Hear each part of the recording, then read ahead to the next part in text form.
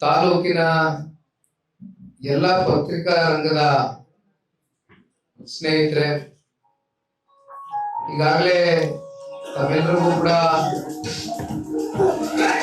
ಬಹುಶಃ 1.5 ಗಂಟೆ ಹೆಚ್ಚು ತಾಸು ತಾವೆಲ್ಲರೂ ಕೂಡ ಬಂದು 6 ಗಂಟೆಗೆ ತಾವೆಲ್ಲ ಇಲ್ಲಿ ಸೇರಿದ್ದೀರಾ ಅಂತಕ್ಕಂಥ ಸುದ್ದಿ ಕೇಳಿದೆ. ದಯಮಾಡಿ ಯಾರು ಕೂಡ ಅನ್ಯತಾ ಭಾವಿಸಬಾರ್ದು.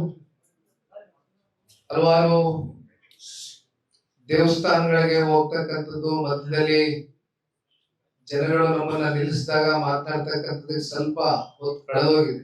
ಅದು ಕೂಡ ಮಾಧ್ಯಮದ ಮಿತ್ರರಿಗೆ ಕ್ಷಮಾಪಣೆಯನ್ನ ಕೋರ್ತಾ,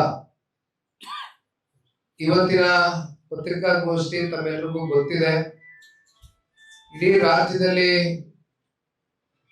ಮುಂಗಾರುನ ನಂಬ್ಕೊಂಡು ರೈತಾಪಿ ವರ್ಗ ಬಿತ್ತನೆಯನ್ನ ಮಾಡಬೇಕು ಅಂತಕ್ಕಂಥದ್ದು ಕಳೆದ ತಿಂಗಳೇ ಏನು ಪ್ರಾರಂಭ ಆಗಬೇಕಾಗಿತ್ತು. ಆದ್ರೆ ಈಗಾಗಲೇ 35-40-45 ದಿನಗಳು ಕಳೆದೋಗಿದೆ. ರಾಜ್ಯದಲ್ಲಿ ಹಳೆ ಮೈಸೂರು ಪ್ರಾಂತ್ಯ ಸೇರಿದಂತೆ ಅದು ಕರಾವಳಿ ಪ್ರದೇಶ ಇರ್ಬೋದು, ಕಿತ್ತೂರು ಕರ್ನಾಟಕ, ಕಲ್ಯಾಣ ಕರ್ನಾಟಕ, ಮಧ್ಯ ಕರ್ನಾಟಕ, ಅನೇಕ ಪ್ರದೇಶಗಳಲ್ಲಿ ಪ್ರಕೃತಿಯ ವಿಕೋಪಕ್ಕೆ ಈ ಬಾರಿ ಕಳೆದ ಬಾರಿ ಯಾವ ರೀತಿ ಅತಿವೃಷ್ಟಿ ಆಯಿತು, ಈ ಸಲ ಅನಾವೃಷ್ಟಿ ಆಗಿದೆ. ಇಲ್ಲಿ ಅಂತಿಮವಾಗಿ ಕಳೆದ 1.5 ತಿಂಗಳಿಂದನೂ ರೈತರು ರಾಜ್ಯದಲ್ಲಿ ಎಲ್ಲೆಡೆ ಬಿತ್ತನೆ ಕಾರ್ಯಕ್ರಮವನ್ನ ಮಾಡಬೇಕು ಅಂತಕ್ಕಂಥದ್ದನ್ನ ತಲೆಯಲ್ಲಿ ಇಟ್ಕೊಂಡಿದ್ರು. ಆದ್ರೆ ಇಲ್ಲಿವರೆಗೂ ಕೂಡ ನೆರವೇರಿಲ್ಲ.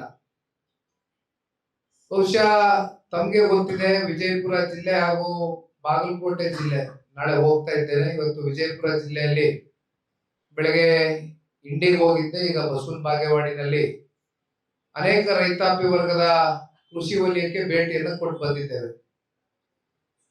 ಕಣ್ಣಾರೆ ಕಂಡಿರ್ತಕ್ಕಂಥ ನೈಜ ದೃಶ್ಯ ಏನಪ್ಪಾ ಅಂದ್ರೆ, ನಿಮ್ಮೆಲ್ರಿಗೂ ತಿಳಿದಿರ್ತಕ್ಕಂಥ ವಿಚಾರ, ಈ ಭಾಗದಲ್ಲಿ ತೊಗರಿ ಇರ್ಬೋದು, ಮೆಕ್ಕೆಜೋಳ ಇರ್ಬೋದು, ಹತ್ತಿ ಇರ್ಬೋದು, ಇವೆಲ್ಲ ಸ್ವಾಭಾವಿಕವಾಗಿ ಜೂನ್ ತಿಂಗಳಲ್ಲಿ ಬಿತ್ತನೆ ಆಗ್ಬೇಕಾಗಿತ್ತು. ಆದ್ರೆ ಮಳೆ ಏನು ವಾಡಿಕೆ ಮಳೆ 113-116 mm ಬರ್ಬೇಕಾಗಿತ್ತು ಈ ವರ್ಷ. ಆದ್ರೆ ಕಳೆದ ವರ್ಷಕ್ಕಿಂತನೂ ಕೂಡ ಈ ವರ್ಷ ಬಹಳ ಕಮ್ಮಿ ಮಳೆ ಆಗಿದೆ. ಹಾಗಾಗಿ ಬಿತ್ತನೆ ಇವಾಗ ಏನೊಂದು ಗುರಿ ಇಟ್ಕೊಂಡಿದ್ರು ರೈತರು, ಹೆಚ್ಚು ಕಮ್ಮಿ 5.5 ಲಕ್ಷ ಹೆಕ್ಟೇರ್ ಅಷ್ಟು ಬಿತ್ತನೆ ವಿಜಯಪುರ ಜಿಲ್ಲೆಯಲ್ಲಿ ಆಗ್ಬೇಕು ಅಂತಕ್ಕಂಥದ್ದು ಏನಿತ್ತು, ಈಗ ಅದು 1-1.5 ಲಕ್ಷ ಹೆಕ್ಟೇರ್ ಜಮೀನಷ್ಟು ಬಿತ್ತನೆ ಕಾರ್ಯಕ್ರಮ ಆಗಿದೆ. ಅದರಲ್ಲೂ ಕೂಡ ಬಿತ್ತನೆಯನ್ನ ಮಾಡಿರ್ತಕ್ಕಂಥವ್ರು ಕೃಷಿ ವಲಯದಲ್ಲಿ ಹೋಗಿ ನಿಂತು ನೋಡಿದಾಗ, ಸ್ಥಳೀಯವಾಗಿ ಅದನ್ನ ವೀಕ್ಷಣೆ ಮಾಡಿದಾಗ, ಈಗ ಹೆಚ್ಚು ಕಮ್ಮಿ 1.5 ತಿಂಗಳಂದ್ರೆ ಸುಮಾರು ಇಲ್ಲಿವರೆಗೂ ತೊಗರಿ ಬೆಳಿಬೇಕಾಗಿತ್ತು. ಆದ್ರೆ ಹಾಕಿರ್ತಕ್ಕಂಥ ಬಿತ್ತನೆ ಸಂಪೂರ್ಣವಾಗಿ ನಾಶ ಆಗೋಗಿದೆ ಅಂತಕ್ಕಂಥದ್ದು ರೈತರು ಅಳಿಲನ್ನ ತೋಡ್ಕೊಂಡಿರ್ತಕ್ಕಂಥದ್ದು ಬಹುಶಃ ಇವತ್ತು ಒಂದು ನೈಜ ದೃಶ್ಯಾವಳಿ ನಾವೆಲ್ಲರೂ ಕೂಡ ಕಣ್ಣಾರೆ ಕಂಡಿದ್ದೇವೆ.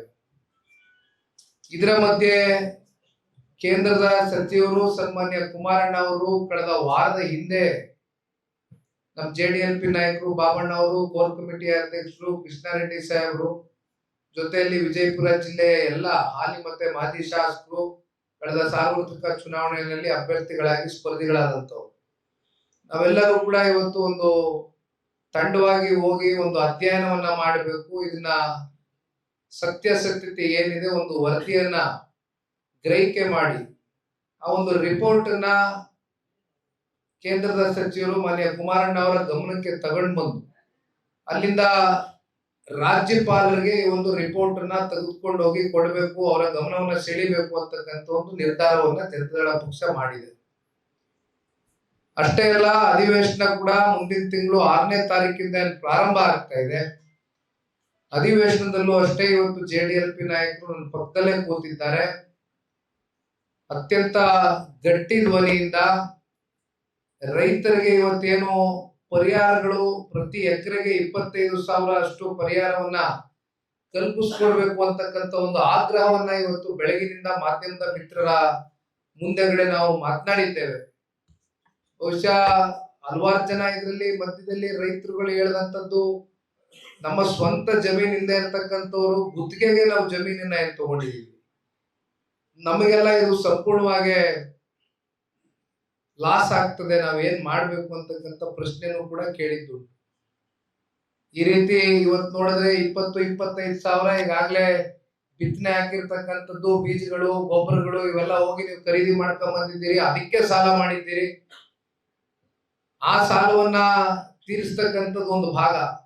ಆದ್ರೆ ಇವತ್ತು ಸರ್ಕಾರ ಏನಾದ್ರೂ ಎಕರೆಗೆ 25,000 ಪರಿಹಾರವನ್ನ ಘೋಷಣೆ ಮಾಡಿ ಏನಾದ್ರೂ ರೈತರ ಕೈಗೆ ಮುಟ್ಸಿದಂತ ಸಂದರ್ಭದಲ್ಲಿ ಆ 25,000 ಕೂಡ ಅಲ್ಲಿಗಲ್ಲಿಗಾಗುತ್ತೆ ಹೊರತುಪಡಿಸಿ ಅದು ಯಾರು ಭೂಮಾಲೀಕರು ಇರ್ತಕ್ಕಂಥವ್ರು, ಇನ್ನ ಭೂಮಿ ಇಲ್ಲದೆ ಇರ್ತಕ್ಕಂಥವ್ರು ಯಾರು ಗುತ್ತಿಗೆಗೆ ಭೂಮಿ ತಗೊಂಡಿದ್ದಾರೆ, ಬಹುಶಃ ಹೆಚ್ಚು ಕಮ್ಮಿ ಅವರು ಒಂದು 50,000 ಅವ್ರ ಕೈಯಿಂದ ದುಡ್ಡು ಬಿಟ್ಟು ಹೋಗುತ್ತೆ ಅಂತಕ್ಕಂಥದ್ದು ಇವತ್ತು ರೈತರು ಅಳಿದು ತೋಡ್ಕೊತಾ ಇದ್ರು. ನಾವೆಲ್ಲ ಎಲ್ಲ ಹೋಗ್ಬೇಕು? ಈ ಪರಿಸ್ಥಿತಿಯನ್ನ ಕಣ್ಣಾರೆ ನೋಡಿದಾಗ ಭಗವಂತ ರೈತನಿಗೆ ಯಾಕಿಷ್ಟು ಪರೀಕ್ಷೆ ಮಾಡ್ತಾನೆ ಅಂತಕ್ಕಂಥದ್ದು ಎಷ್ಟೋ ಸಲ ನಾವೆಲ್ಲ ಕೇಳ್ಕೊಳ್ಬೇಕಾಗ್ತದ ಭಗವಂತನ ಹತ್ರ ನಿಂತಾಗ. ಯಾಕೆಂದ್ರೆ ಬಸವೇಶ್ವರ ಸ್ವಾಮಿ ದೇವಾಲಯಕ್ಕೆ ಈಗ ತಾನೇ ಹೋಗಿ ಪ್ರಾರ್ಥನೆ ಸಲ್ಲಿಸಿ ಬಂದ್ವು. ಇವತ್ತು ಮತ್ತೊಂದು ವಿಶೇಷತೆ ಏನಪ್ಪಾ ಅಂತ ಹೇಳಿದ್ರೆ ಮಣ್ಣೆತ್ತಿನ ಅಮಾವಾಸ್ಯೆ. ಮಣ್ಣೆತ್ತಿನ ಅಮಾವಾಸ್ಯೆಗೆ ಮೊದಲನೇ ದಿನ ನಾನು ವಿಜಯಪುರ ಮೊದಲನೇ ದಿನ ಅಂತ ಹೇಳಿದ್ರೆ ಬೇರೆ ಬೇರೆ ಸಂಘಟನೆ ಕಾರಣದಿಂದ ಬಂದಿದ್ದೇನೆ. ಆದ್ರೆ ರೈತರನ್ನ ಭೇಟಿ ಆಗ್ತಕ್ಕಂಥದ್ದಕ್ಕೆ ಅಂತ ಸಂಕಷ್ಟದ ದಿನಗಳಲ್ಲಿ ವಿಜಯಪುರ ಜಿಲ್ಲೆಯನ್ನ ನಾನು ಮೊದಲು ಆಯ್ಕೆ ಮಾಡ್ಕೊಂಡೆ. ನಾನು ಇನ್ನೂ ಹಳೆ ಮೈಸೂರು ಪ್ರಾಂತ್ಯಕ್ಕೆ ಎಲ್ಲೂ ಹೋಗಿಲ್ಲ. ವಿಜಯಪುರ, ಬಾಗಲಕೋಟೆ 2 ದಿನಗಳ ಕಾಲ ಪ್ರವಾಸ. ಇವತ್ತು ಮಣ್ಣೆತ್ತಿನ ಅಮಾವಾಸ್ಯೆ. ಬಹುಶಃ ಎಲ್ಲ ಕೃಷಿ ವಲಯದಲ್ಲಿ ಎತ್ತುಗಳಿಗೆ ಪೂಜೆ ಮಾಡತಕ್ಕಂತ ಒಂದು ಸಂಸ್ಕೃತಿ, ಒಂದು ಪಾರಂಪರಿಕ ನಂಬಿಕೆಯನ್ನ ಇವತ್ತು ಈ ಭಾಗದ ರೈತರು ತಾವುಗಳೇನು ಇಟ್ಕೊಂಡಿದ್ದೀರಿ. ವರ್ಷ ಇಡೀ ಎತ್ತುಗಳು ನಮಗೋಸ್ಕರ ದುಡಿಯುತ್ತೆ. ಅಂತ ಎತ್ತುಗಳಿಗೆ ನಾವು ಗೌರವ ಕೊಡಬೇಕು ಅಂತಕ್ಕಂಥದ್ದು ಇವತ್ತು ಗೌರವವನ್ನ ಅರ್ಪಿಸಿದ್ದೀರಿ. ನಿಮ್ ಜೊತೆಯಲ್ಲಿ ನಾನು ನಿಂತು ಹಲವಾರು ಕೃಷಿ ವಲಯದಲ್ಲಿ ರೈತರ ಒಟ್ಟಿಗೆ ಇವತ್ತು ಈ ಒಂದು ಅಮಾವಾಸ್ಯೆ ಹಬ್ಬವನ್ನ ಆಚರಣೆ ಮಾಡಿರ್ತಕ್ಕಂಥದ್ದು ಬಹುಶಃ ನನ್ನ ಜೀವನದಲ್ಲಿ ನಾನು ಮರೀಲಿಕ್ಕೆ ಆಗದೆ ಇರತಕ್ಕಂಥ ಒಂದು ಕ್ಷಣ. ಯಾವತ್ತೂ ಕೂಡ ಇದು ನನ್ನ ಮನಸ್ಸಿನಲ್ಲಿ ಸದಾಕಾಲ ಉಳ್ಕೊಳ್ತದೆ ಇವತ್ತಿನ ದಿನ. ಆದ್ರೆ ವಿಪರ್ಯಾಸ ಏನಪ್ಪಾ ಅಂತ ಹೇಳಿದ್ರೆ, ಇಂಥ ಒಂದು ದಿನ ರೈತರು ಈ ಒಂದು ಸಂಕಷ್ಟಕ್ಕೆ ಒಳಗಾಗಿರ್ತಕ್ಕಂಥದ್ದು ನೋಡಿದಾಗ ಇದರಿಂದ ನಿಮ್ಮನ್ನ ಹೊರಗಡೆ ತಗೊಂಡು ಬರ್ಬೇಕು ಅಂತಕ್ಕಂಥದ್ದಾದ್ರೆ ರಾಜ್ಯ ಸರ್ಕಾರಗಳು ಇವತ್ತು ಅಂಕಿ ಅಂಶಗಳನ್ನೆಲ್ಲ ಬದಿಗಿಟ್ರು. ಅಂಕಿ ಅಂಶಗಳನ್ನೇ ನಾವು ಇಟ್ಕೊಂಡು ಮಾತಾಡೋದಾದ್ರೆ KSNMDC ಕಡೆಯಿಂದ ಒಂದು ದತ್ತಾಂಶ ಬರ್ತಿದೆ, ಒಂದು ವರದಿ ಬಂದಿದೆ. ಆ ವರದಿನಲ್ಲಿ ಬಹಳ ಸ್ಪಷ್ಟವಾಗಿ ಪ್ರಕಟ ಆಗಿರ್ತಕ್ಕಂಥ ಉಲ್ಲೇಖ ಆಗಿರ್ತಕ್ಕಂಥ ಅಂಶ ಸರ್ಕಾರ ಇಲ್ಲಿವರೆಗೂ ಯಾಕೆ ಮುಚ್ಚಿಟ್ಟಿದೆ ಅಂತ ನಮ್ಗೆ ಗೊತ್ತಿಲ್ಲ. ಅದನ್ನ ಅಧಿಕೃತವಾಗಿ ಹೊರಗಡೆ ಹಾಕಿಲ್ಲ. ಯಾವ ಬರಪೀಡಿತ ಪ್ರದೇಶಗಳು, ತಾಲೂಕುಗಳು ನಮ್ಮ ರಾಜ್ಯದಲ್ಲಿ 135 ತಾಲೂಕುಗಳು ಬರಪೀಡಿತ ಪ್ರದೇಶಗಳು ಅಂತಕ್ಕಂಥದ್ದು ಆ ದತ್ತಾಂಶದಲ್ಲಿ, ಆ ವರದಿಯಲ್ಲಿ ಬಹಳ ಸ್ಪಷ್ಟವಾಗಿ ಉಲ್ಲೇಖ ಆಗಿದೆ. ಆದ್ರೆ ಇಲ್ಲಿವರೆಗೂ ಸರ್ಕಾರ ಅದನ್ನ ಅಧಿಕೃತವಾಗಿ ಬಿಡುಗಡೆ ಮಾಡಿಲ್ಲ. ಸರ್ಕಾರ ರೈತರ ಜೊತೆ ಚೆಲ್ಲಾಟ ಆಡ್ತಾ ಇರ್ತಕ್ಕಂಥದ್ದನ್ನ ನಿಲ್ಲಿಸಿ, ಯಾಕೆಂದ್ರೆ ನಿಮಗೆ ಗೊತ್ತಿದೆ ಮುಖ್ಯಮಂತ್ರಿಗಳು ಬದಲಾವಣೆ ಆದ್ಮೇಲೆ ಸಚಿವ ಸಂಪುಟ ಇಲ್ಲಿವರೆಗೂ ವಿಸ್ತರಣೆ ಆಗ್ಲಿಲ್ಲ. ಅದರಿಂದ ಏನಾಗಿದೆ, ಈಗ ಕೃಷಿ ಸಚಿವರು ಈ ರಾಜ್ಯದಲ್ಲಿ ಯಾರಿದ್ದಾರೆ ಅಂತಕ್ಕಂಥದ್ದು ಗೊತ್ತಿಲ್ಲ. ಹಿಂದೆ ನಾನು ಅತಿವೃಷ್ಟಿ ಆದಾಗ ಮಂಡ್ಯ ಜಿಲ್ಲೆಯವರೇ ಒಬ್ರು ಕೃಷಿ ಸಚಿವರು ಇದ್ರು. ನಾವೆಲ್ಲ ಬಂದೋದ್ವು. ಕಳೆದ ವರ್ಷನೂ ಕಲ್ಯಾಣ ಕರ್ನಾಟಕ, ಬೀದರು, ಯಾದಗಿರಿ, ರಾಯಚೂರು, ಕಲಬುರ್ಗಿ ಈ ಭಾಗಕ್ಕೂ ಬಂದು, ತಮ್ಮ ಭಾಗಕ್ಕೂ ಎಲ್ಲ ಬಂದು ಭೇಟಿ ಕೊಟ್ಟು ಹೋದೆ. ಅವತ್ತು ಹುಡುಕಬೇಕಾಗಿತ್ತು ಕೃಷಿ ಸಚಿವರು ಅಧಿಕೃತವಾಗಿ ನೇಮಕಾತಿಯಾಗಿದ್ರು ಕೂಡ ವಿರೋಧ ಪಕ್ಷದವರು ಅಂದ್ರೆ ಇವತ್ತು ಜನತಾದಳ ಪಕ್ಷದವ್ರು ಬಂದು ನಿಮ್ ಬಳಿ, ರೈತರ ಬಳಿ ನಿಂತು ನಿಮ್ ಜೊತೆಲಿ ಇದೀವಿ ಅಂತಕ್ಕಂಥ ಒಂದು ಆತ್ಮವಿಶ್ವಾಸದ ಮಾತುಗಳನ್ನ ಆಡೋದು ಹೊರತುಪಡಿಸಿ ನಮ್ಮಿಂದ ಆದಂತ ಒಂದಷ್ಟು ಒತ್ತಡಗಳಿಂದ ಒಂದು ಚೋರುಪಾರು ನಿಮ್ಗೆ ದುಡ್ಡು ಬಿಡುಗಡೆ ಆಯ್ತು, ಅದು ಹೆಚ್ಚಿನ ಅನುಕೂಲ ನಿಮ್ಗೆ ಆಗ್ಲಿಲ್ಲ ಅಂತಕ್ಕಂಥದ್ದು ಕೂಡ ರೈತರು ಹೇಳಿದ್ರು. ಏನ್ ಹೆಚ್ಚು ನಮ್ಗೆ ಪರಿಹಾರ ಸಿಗ್ಲಿಲ್ಲ ಅಂತ. ಅವತ್ತಿನ ಕೃಷಿ ಸಚಿವರು ಒಂದು ದಿನ ಕೂಡ ಬರಲೇ ಇಲ್ಲ. ಅತಿವೃಷ್ಟಿ ಆದಾಗ ಇಲ್ಲ ತಾವುಗಳೇ ಸಾಕ್ಷಿ ಇರ್ತಕ್ಕಂಥ ಮುಖಂಡರುಗಳು ಹೇಳ್ಬೇಕು. ಏನಾದ್ರೂ ಸರ್ಕಾರದ ಕಡೆಯಿಂದ ಕೃಷಿ ಸಚಿವರು ಬರ್ಲಿಲ್ಲ. ಈಗ ನಾನು ಹೇಳ್ತಕ್ಕಂಥದ್ದು ಆಯ್ತು, ಸಚಿವ ಸಂಪುಟ ಇನ್ನು ವಿಸ್ತರಣೆ ಆಗಿಲ್ಲ, ಪಾಪ ಅವ್ರೇನೋ ರಾಜಕೀಯ ಲೆಕ್ಕಾಚಾರಗಳು ಉಲ್ಟಾ ಸೀದಾ ಆಗೋಗ್ತದೆ ಅಂತ ಕಾಯ್ಕೊಂಡು ಕೂತಿದ್ದಾರೆ. ಅಮಾವಾಸ್ಯೆ ಕಳಿತು, ಇನ್ನು ಆಷಾಢ ಶುರು ಆಗ್ತದೆ, ಇನ್ನೊಂದು ತಿಂಗಳು ಆಷಾಢದಲ್ಲಿ ಅದೇನು ಸಚಿವ ಸಂಪುಟ ಪೂರೈಸ್ತಾರೋ ಇಲ್ವೋ ಗೊತ್ತಿಲ್ಲ. ಆದ್ರೆ ಇದ್ರ ಮಧ್ಯೆ ಬಡವಾಗ್ತಕ್ಕಂಥವ್ರು ಯಾರು? ರೈತರು.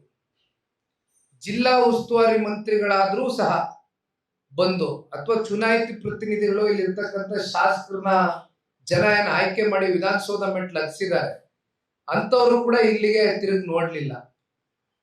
ಮತ್ತೊಂದು, ಇತ್ತೀಚೆಗೆ ಮುಖ್ಯಮಂತ್ರಿಗಳು ನೂತನವಾಗಿ ಆಯ್ಕೆ ಆದ್ಮೇಲೆ ಈಗ ಬಹುಶಃ ಒಂದು ವಾರ 10 ದಿನದಿಂದ ಕೊಟ್ಟಂತ ಒಂದು ಹೇಳಿಕೆ ಇಡೀ ರಾಜ್ಯದಲ್ಲಿ ಒಂದು ಬಹಳ ಗಂಭೀರವಾದಂತ ಒಂದು ಚರ್ಚೆ ಗ್ರಾಸವಾಗಿರ್ತಕ್ಕಂಥ ವಿಚಾರ.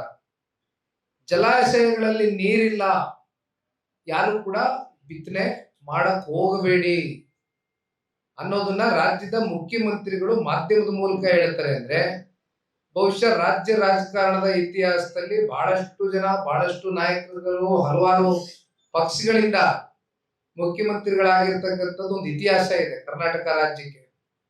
ಆದ್ರೆ ಈ ರೀತಿಯಾದಂತ ಲಘುವಾದಂತ ಒಂದು ಹೇಳಿಕೆ ಯಾವ ಮುಖ್ಯಮಂತ್ರಿನೂ ಕೂಡ ಯಾವ ರಾಜ್ಯದಲ್ಲೂ, ಅದರಲ್ಲೂ ನಮ್ಮ ರಾಜ್ಯದಲ್ಲಿ ಎಂದೂ ಕೂಡ ಯಾರು ಕೊಟ್ಟಂತದನ್ನ ನಾವು ಬೆಟ್ ತೋರ್ಸಕ್ ಆಗೋದಿಲ್ಲ.